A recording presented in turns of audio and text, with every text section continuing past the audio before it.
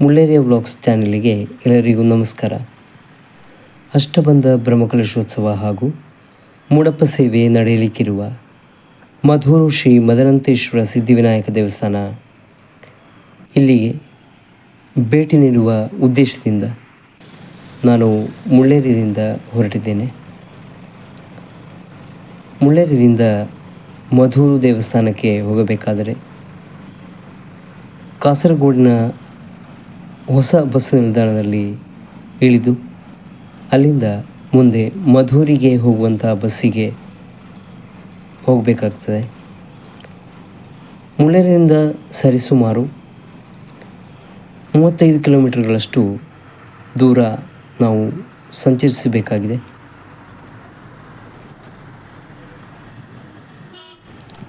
ಮುಳ್ಳೇರಿಯಿಂದ ಕಾಸರಗೋಡಿಗೆ ತಲುಪಲು ಸುಮಾರು 45ರಿಂದ 50 ನಿಮಿಷ ಬೇಕಾಗ್ತದೆ. ಮುಳ್ಳೇರಿಯ ಪೇಟೆಯಿಂದ 8:45 ಕೇರಳ KSRTC ಬಸ್ಸಿನಲ್ಲಿ ಕಾಸರಗೋಡಿಗೆ ಪ್ರಯಾಣ ಆರಂಭಿಸಿದ್ದೇನೆ.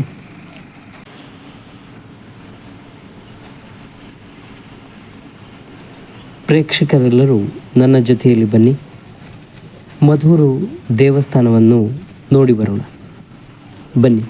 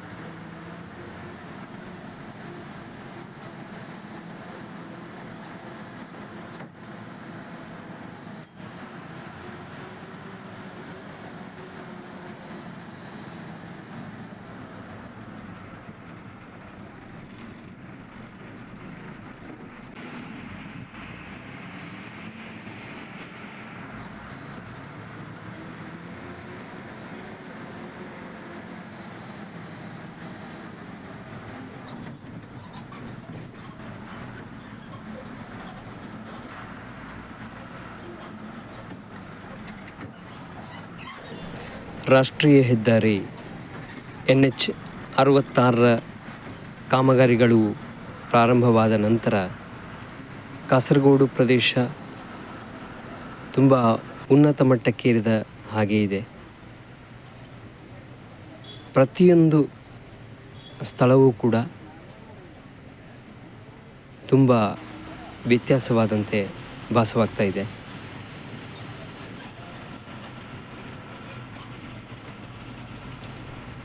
ಈ ಹೆದ್ದಾರಿ ಕಾಮಗಾರಿಯಿಂದ ಜನರಿಗೆ ತುಂಬ ಅನುಕೂಲ ಇದೆ. ಅದೇ ರೀತಿಯಲ್ಲಿ ವ್ಯಾಪಾರ ವಹಿವಾಟು ನಡೆಸುವಂತಹ ವ್ಯಕ್ತಿಗಳಿಗೆ ಆರ್ಥಿಕವಾಗಿಯೂ ಕೂಡ ಸ್ವಲ್ಪ ನಷ್ಟ ಇದೆ.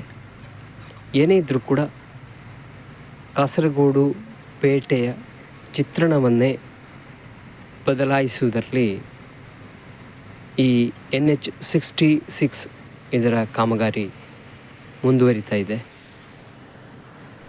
ಮಂಗಳೂರುವಿನಂತಹ ದೊಡ್ಡ ಪೇಟೆಗಳ ಜೊತೆಯಲ್ಲಿ ಪೈಪೋಟಿಯನ್ನು ನೀಡಲು ಕೂಡ ಕಾಸರಗೋಡು ಈಗ ಸಮರ್ಥವಾಗಿದೆ. ಈ ಹೆದ್ದಾರಿಯಲ್ಲಿ ಸಾಗುವಾಗ ಈ ರಸ್ತೆಯ ಇಕ್ಕೆಲಗಳಲ್ಲಿ ವಿವಿಧ ಕಟ್ಟಡಗಳನ್ನು ಕಾಣಬಹುದು.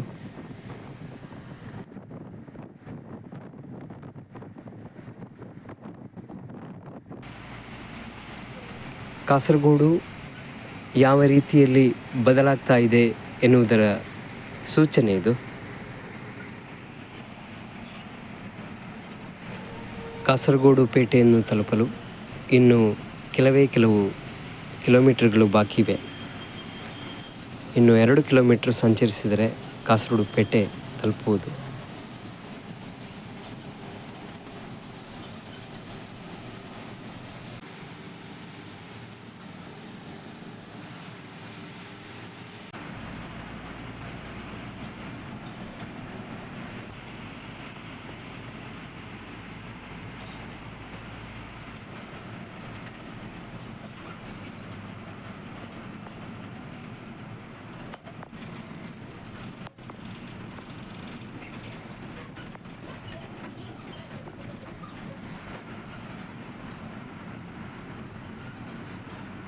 ಹೊಸ ಬಸ್ ನಿಲ್ದಾಣದ ಪರಿಸರ ತುಂಬ ಅಭಿವೃದ್ಧಿಯಾದಾಗೆ ಕಾಣ್ತಾ ಇದೆ.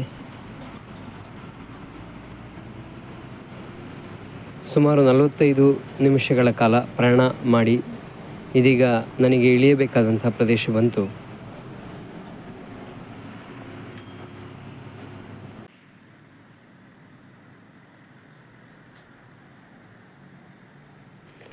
ರಾಷ್ಟ್ರೀಯ ಹೆದ್ದಾರಿ 66ರ ಕಾಮಗಾರಿಗಳು ಇಲ್ಲಿ ನಡೀತಾ ಇವೆ.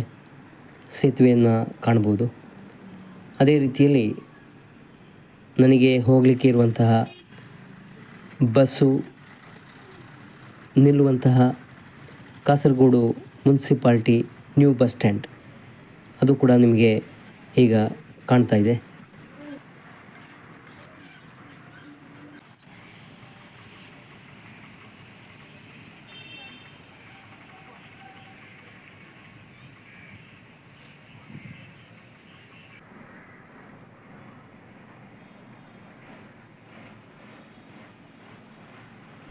ಕಾಸರಗೋಡು ಹೊಸ ಬಸ್ಸು ನಿಲ್ದಾಣಕ್ಕೆ ನೂರಾರು ಬಸ್ಸುಗಳು ದಿನಂಪ್ರತಿ ಬರ್ತವೆ.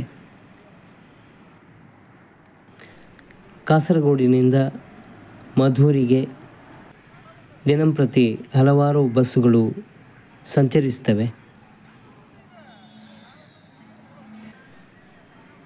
ಮಧೂರಿಗೆ ಹೋಗುವಂತಹ ಬಸ್ಸುಗಳು ನಿಲ್ಲುವಂತಹ ಪ್ರದೇಶವನ್ನು ನಿಮಗೀಗ ತೋರಿಸ್ತಾ ಇದ್ದೇನೆ.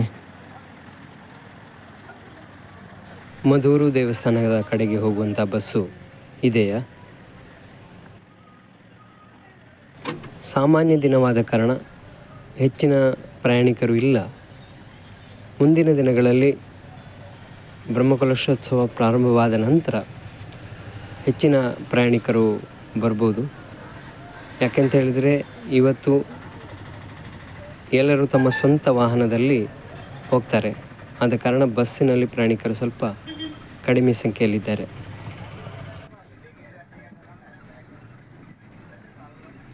ಈ ಬಸ್ಸು ಹೊಸ ಬಸ್ ನಿಲ್ದಾಣದಿಂದ ಹಳೆ ಬಸ್ ನಿಲ್ದಾಣವಾಗಿ ಕರ್ಂದಕ್ಕಾಡು ದಾರಿಯಾಗಿ ಮುಂದೆ ಮಧೂರಿಗೆ ಹೋಗುವಂತಹ ಮಾರ್ಗದಲ್ಲಿ ಸಂಚರಿಸಲಿಕ್ಕಿದೆ ನೋಡಿ.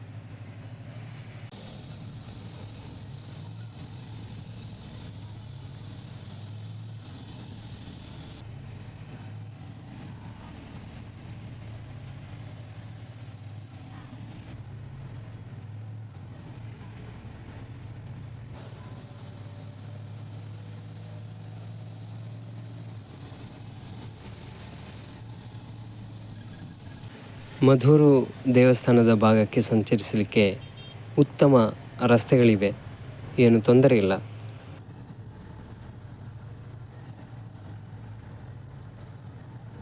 ಹಾಗಾಗಿ ಸಾಧಾರಣ ವೇಗದಲ್ಲೇ ಬಸ್ಸು ಸಂಚರಿಸ್ತಾ ಇದೆ ನೋಡಿ. ಮಧೂರು ದೇವಸ್ಥಾನ ಈಗ ತಲುಪ್ತಾ ಇದೆ ಬಸ್ಸು. ಬಂತು, ಮಧೂರು ದೇವಸ್ಥಾನ ಬಂತು ನೋಡಿ. ಗೋಪುರವನ್ನು ನಿಮಗೆ ಕಾಣ್ಬೋದು. ಹೊಸದಾಗಿ ನಿರ್ಮಿಸಿದಂತಹ ಗೋಪುರ ಇದು ನೋಡಿ, ದೂರದಿಂದಲೇ ಕಾಣ್ತಾ ಇದೆ. ಕಾಸರಗೋಡು ಪೇಟೆಯಿಂದ ಸುಮಾರು 7 ಕಿಲೋಮೀಟರ್ ದೂರದಲ್ಲಿದೆ ಮಧೂರು ಎನ್ನುವಂಥ ಈ ಪ್ರದೇಶ.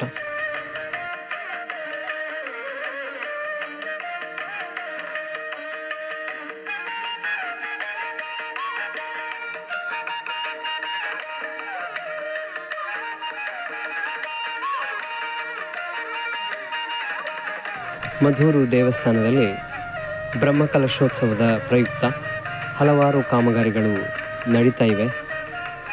95% ಕಾಮಗಾರಿಗಳು ಕೂಡ ಮುಗಿದಿವೆ. ಇನ್ನು ಕೆಲವೇ ಕಾಮಗಾರಿಗಳು ಮಾತ್ರ ಬಾಕಿ ಇವೆ. ಸ್ವಯಂ ಸೇವಕರು ಹಗಲು ರಾತ್ರಿ ಎನ್ನದೇ ಇಲ್ಲಿ ದುಡಿತಾ ಇದ್ದಾರೆ. ನೋಡ್ತಾ ಇದ್ದೀರಿ ಹೇಗೆ ಸ್ವಯಂ ಸೇವಕರು ಮಣ್ಣನ್ನು ತಂದು ದೇವಸ್ಥಾನದ ಗರ್ಭಗುಡಿಯ ಪಕ್ಕದಲ್ಲಿ ಮಾಡಿದಂತಹ ಪ್ರತ್ಯೇಕ ಸ್ಥಳದಲ್ಲಿ ಮಣ್ಣನ್ನು ತುಂಬಿಸ್ತಾ ಇದ್ದಾರೆ. ಬಹುಶಃ ಇದು ಕಲಶಗಳನ್ನು ಇಡಲಿಕ್ಕೆ ಇರುವಂತಹ ಸ್ಥಳ ಆಗಿರ್ಬೋದು.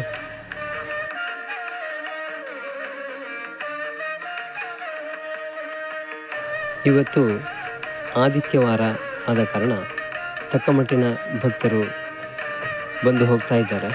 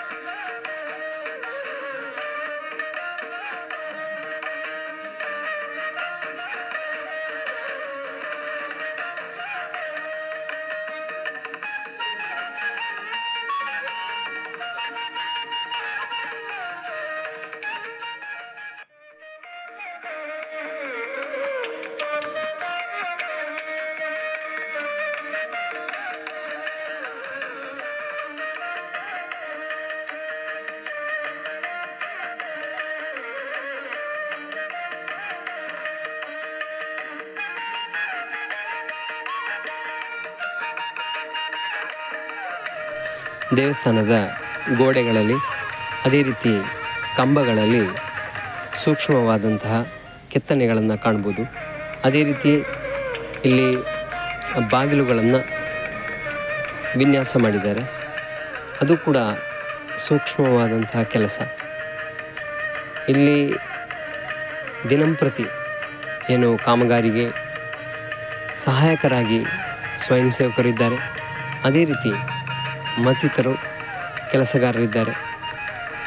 ಅವರಿಗೆಲ್ಲ ಮುಳ್ಳೇರಿಯಾ ವ್ಲಾಗ್ಸ್ನ ಪರವಾಗಿ ಅನಂತ ಕೃತಜ್ಞತೆಗಳು ಮತ್ತು ಧನ್ಯವಾದಗಳು.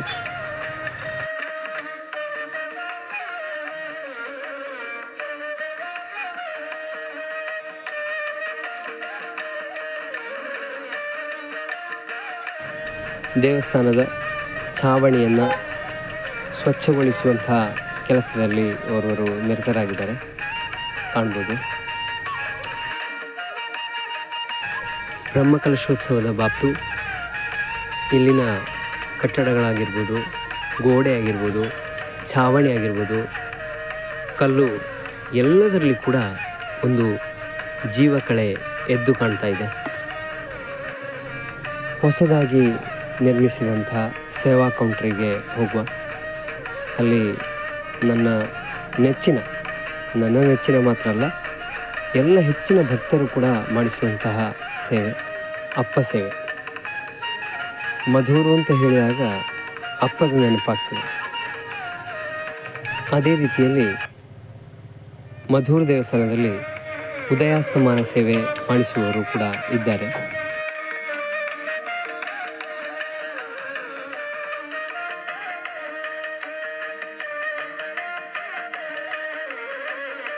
ಶ್ರೀ ಸನ್ನಿಧಿಯಲ್ಲಿ ಮಾಡಿಸಲ್ಪಡುವ ಎಲ್ಲ ಸೇವೆಗಳು, ಅದರ ಕುರಿತಾದಂತಹ ವಿವರಗಳು, ಅದರ ಬೋರ್ಡನ್ನು ಈ ಸೇವಾ ಕೌಂಟರ್ನ ಒಳಗಡೆ ಇಟ್ಟಿದ್ದಾರೆ.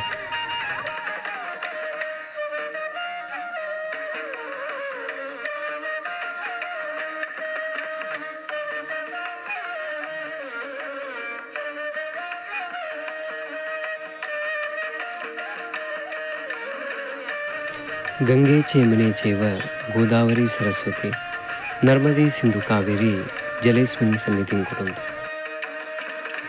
ನಮ್ಮ ಸಂಸ್ಕೃತಿಯೇ ಹಾಗೆ. ಪ್ರತಿಯೊಂದರಲ್ಲಿ ಕೂಡ ದೇವರನ್ನು ಕಾಣುವಂತಹ ಒಂದು ಸಂಸ್ಕಾರ. ಹಾಗೆ ನೀರನ್ನು ಪವಿತ್ರವಾದ್ದು ಅಂತ ನಾವು ಹೇಳ್ತೇವೆ, ಅದೊಂದು ವಿಶ್ವಾಸ.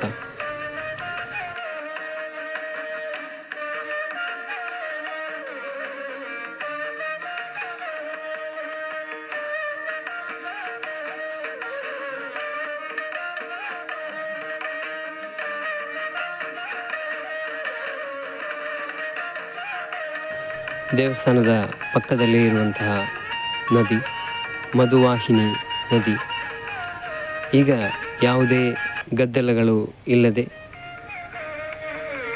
ಸುಂದರವಾಗಿ ಹರಿತಾ ಇದ್ದಾಳೆ. ಮಳೆಗಾಲದಲ್ಲಿ ಮಾತ್ರ ಕೆಲವೊಮ್ಮೆ ದೇವಸ್ಥಾನದ ಗರ್ಭಗುಡಿಯವರೆಗೂ ನೀರು ಬರ್ತದೆ.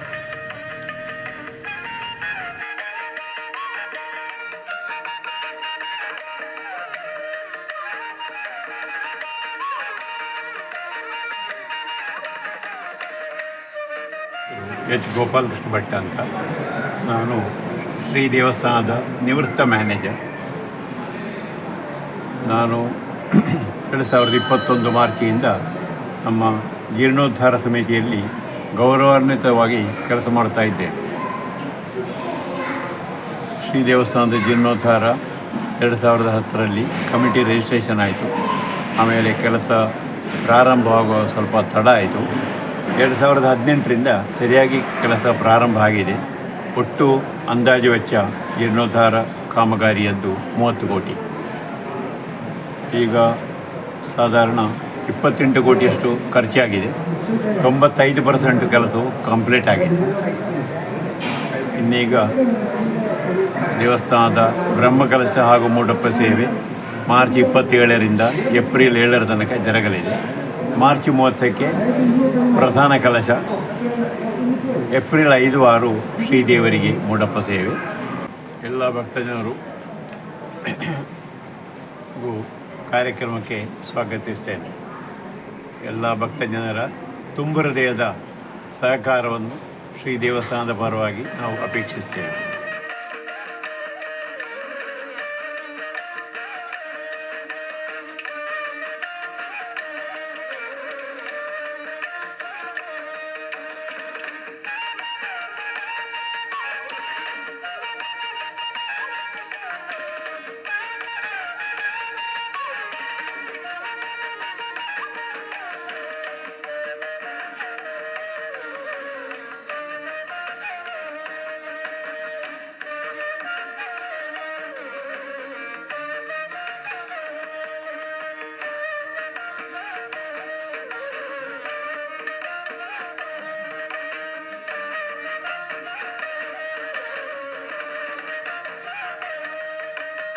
ಹೆಸರು ಶಾಮು ಜೆಸ್ ಅಂತ. ಇಲ್ಲಿ 3 ದಶಕಗಳಿಂದ ಸೇವಕರು ವಿಭಾಗದಲ್ಲಿ ದುಡಿತಾ ಇದ್ದೇನೆ. ಬರೋ ತಿಂಗಳ 27ರಿಂದ ಇಲ್ಲಿ ಬ್ರಹ್ಮಕಲಶದ ಆರಂಭ. ಎಲ್ಲ ಭಕ್ತರು ಇಡೀ ವಿಶ್ವದ ಎಲ್ಲ ಕಡೆಯಿಂದ ಬಂದು ಸಹಕರಿಸಬೇಕು. ದೊಡ್ಡ ಕಾರ್ಯಕ್ರಮ ಇದು. 92ರಲ್ಲಿ ನಾನು ಇಲ್ಲಿದ್ದೆ ಸೇವೆ ಇದರಲ್ಲಿ. ಈ ಸರಿ ಸಹ ನಮ್ಮಿಂದ ಆಗುವ ರೀತಿಯಲ್ಲಿ ನಾವೆಲ್ಲರೂ ಹಿಂದೂ ಬಂದವರು ಸಮಸ್ತ ಬಂದು ಸೇರಿ ಸಹಕರಿಸಬೇಕು. ಸೇವಾ ಕೌಂಟರಿನಿಂದ ಅಪ್ಪ ಸೇವೆ ಮಾಡಿಸಿದ್ದೆ, ಅದನ್ನು ಈಗ ಪಡೆದುಕೊಳ್ತಾ ಇದ್ದೇನೆ.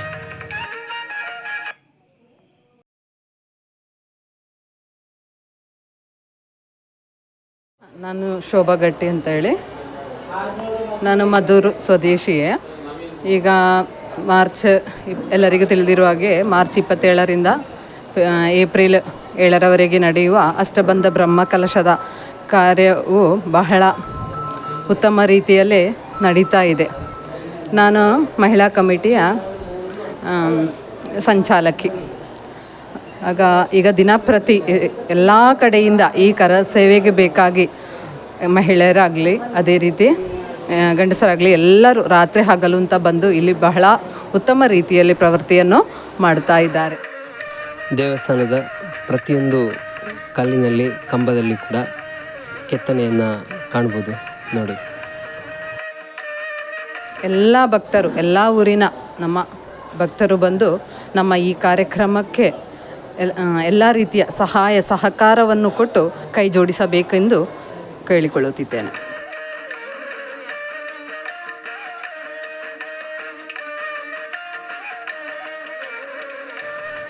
ಸೂಕ್ಷ್ಮ ಕೆತ್ತನೆಗಳನ್ನು ಮಾಡಿದಂಥ ಶಿಲ್ಪಿಗಳಿಗೆ ದೊಡ್ಡ ನಮಸ್ಕಾರ.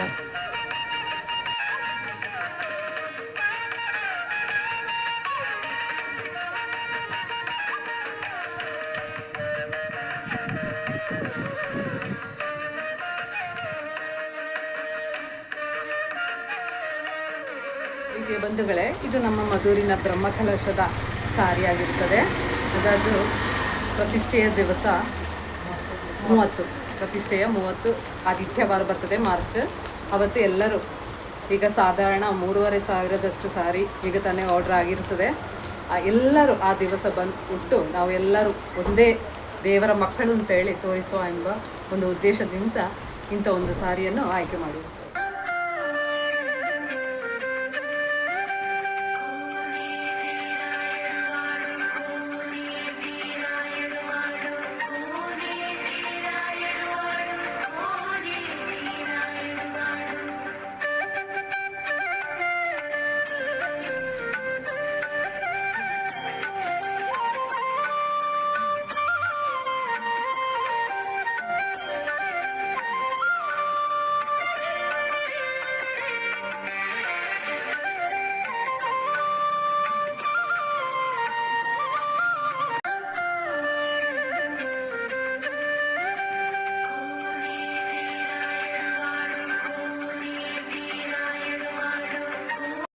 ನಾನು ಮುರಳಿಗಟ್ಟಿ.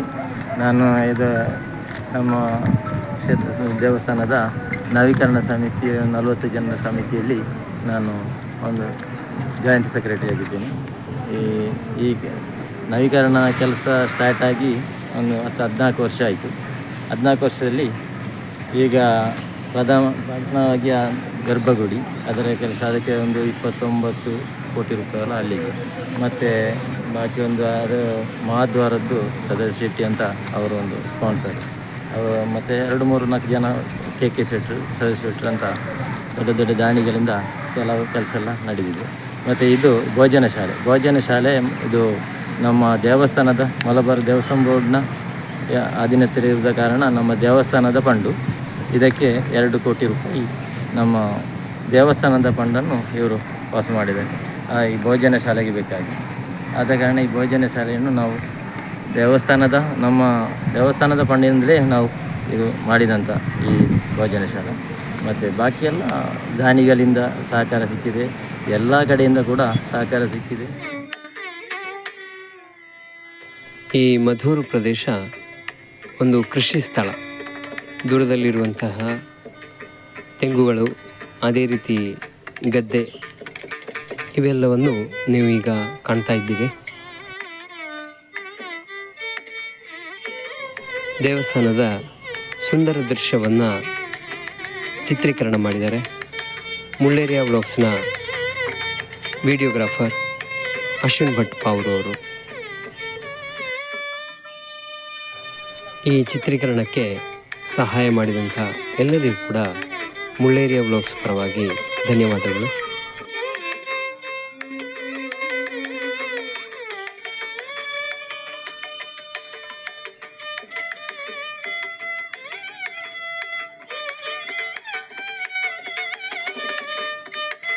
ಬ್ರಹ್ಮಕಲಶ ಮಾರ್ಚ್ 27ರಿಂದ ಏಪ್ರಿಲ್ 7ನೇ ತಾರೀಕು ಬ್ರಹ್ಮಕಲಶ ಹಾಗೂ ಮೋಡಪ್ಪ ಸೇವೆಯು ನಡೆಯಲಿದೆ. ಆ ವಿಜೃಂಭಣೆ ಕಾರ್ಯಕ್ಕೆ ಎಲ್ಲ ಊರಿನ ಮತ್ತು ಹೊರ ಊರಿನ ಸಹಕಾರವನ್ನು ಕೋರ್ತೇವೆ ಅಂತ ಕೇಳ್ತೇವೆ. ಎಲ್ಲ ಬಗೆಯ ಸಹಕಾರ ಕೂಡ ಇದ್ದರೆ ಕೂಡ ಮಾತ್ರ ದೊಡ್ಡ ಕಾರ್ಯಕ್ರಮ. ಅಂದರೆ ಬ್ರಹ್ಮಕಲಶ ಗೊತ್ತಿಲ್ಲ, ಮೋಡಪ್ಪ ಸೇವೆ 32 ವರ್ಷ ಕಾಲದ ನಂತರ ಈ ಮೋಡಪ್ಪ ಸೇವೆ ಅಂತ ಕಾರ್ಯಕ್ರಮ. ಆವತ್ತಿನ ಮೋಡಪ್ಪ ಕೂಡ ನನಗೆ ಗೊತ್ತು, ನನಗೆ ಒಂದು 25 ವರ್ಷ. ಆಗ ಇಲ್ಲಿ ಜನಸಾಗರ ಅಂದರೆ ಇಲ್ಲಿ ವೆಹಿಕಲ್ 1.5 ಕಿಲೋಮೀಟ್ರ್ ದೂರದಿಂದ ಈ ಎಲ್ಲ ಬ್ಲಾಕ್.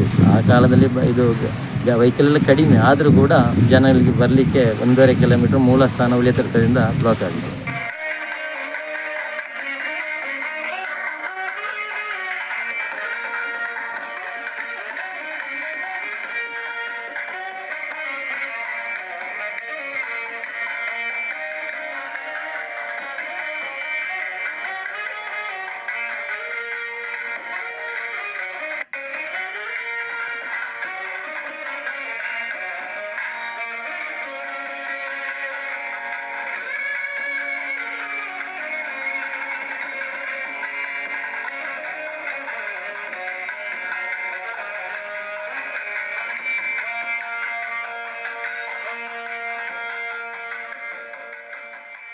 ಭೋಜನ ಶಾಲೆ ಮೊದಲನೇ ಇದರಲ್ಲಿ ಇಲ್ಲಿ ಅಷ್ಟು ವ್ಯವಸ್ಥೆ ಇರಲಿಲ್ಲ. ಸಣ್ಣದೊಂದು 100-200 ಜನಕ್ಕೆ ಕೂತ್ಕೊಳ್ಳುವಂಥ ಏರ್ಪಡಿತ್ತು.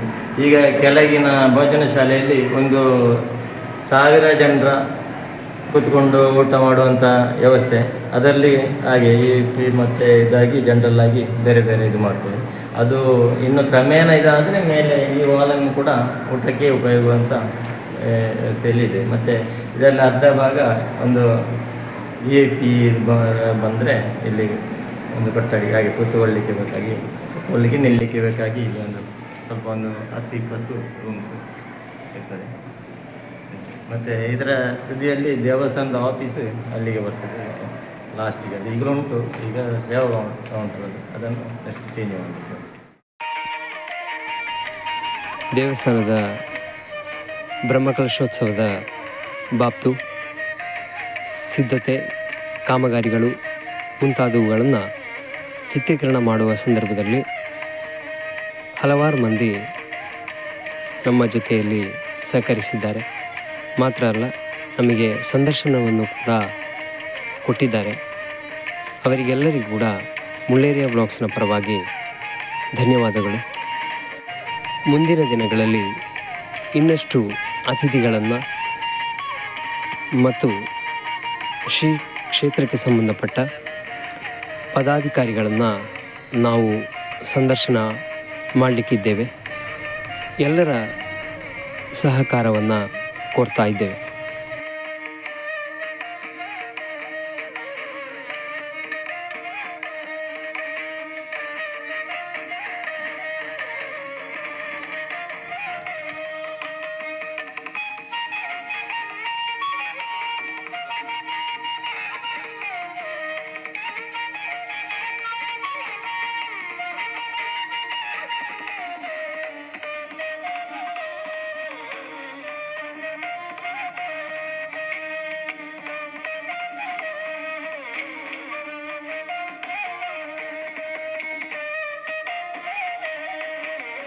ಮುಳ್ಳೇರಿಯಾ ವ್ಲಾಗ್ಸ್ ಚಾನೆಲ್ನಲ್ಲಿ ಇಷ್ಟು ಹೊತ್ತು ವಿಡಿಯೋವನ್ನು ನೋಡಿದ್ದಕ್ಕಾಗಿ ಎಲ್ಲರಿಗೂ ಧನ್ಯವಾದಗಳು.